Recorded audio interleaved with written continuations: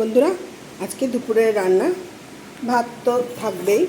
ভাত, তার সাথে রয়েছে এখানে হচ্ছে ইলিশ মাছের সর্ষে বাটা দিয়ে, এই যে সর্ষে বাটা দিয়ে ইলিশ, আর এটা হচ্ছে বাঁধাকপি আর পেঁয়াজ দিয়ে মুসুর ডাল, বেগুন ভাজা আর বেগুন দিয়ে একটা তরকারি করেছি।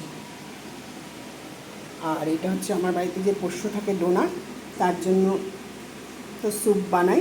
আজকে স্যুপে মাংস নেই, আজকে ডিম দিয়েছি, যেহেতু ডিমটা আলাদা ডিম সেদ্ধ রেখেছি। একটা ডিম ও দুপুরবেলা খেয়ে নিয়েছে, আর একটা ও বিকালে খাবে। এই স্যুপটা শুধু দিয়ে দেবো, কটা খাবে। তাহলে আজকে এই সব রান্নাগুলো করেছি।